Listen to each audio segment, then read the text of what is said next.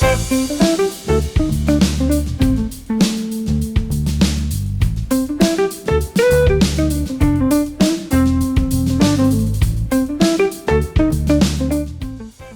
profitabilitas adalah rasio keuangan yang digunakan untuk mengukur kemampuan perusahaan dalam menghasilkan laba.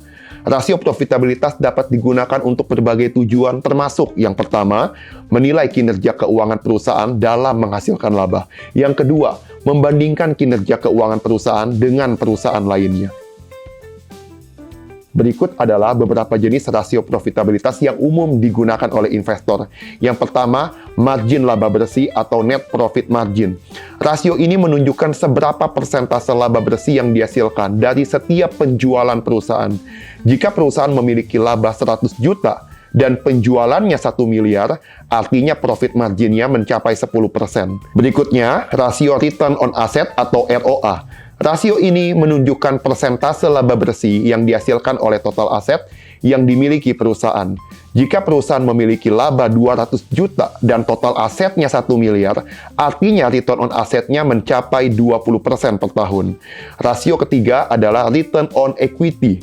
Rasio ini menunjukkan persentase laba bersih yang dihasilkan oleh ekuitas pemegang saham.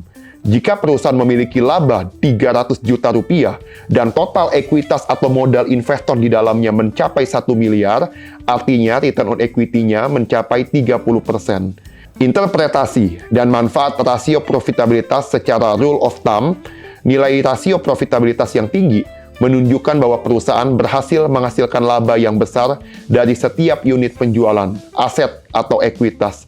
Nilai rasio profitabilitas yang rendah menunjukkan bahwa perusahaan perlu meningkatkan efisiensi dan efektivitas dalam menghasilkan laba. Nilai rasio profitabilitas yang tinggi atau rendah harus diinterpretasikan dengan hati-hati karena dipengaruhi oleh berbagai faktor seperti industrinya, ukuran perusahaan yang berbeda, dan kondisi ekonomi.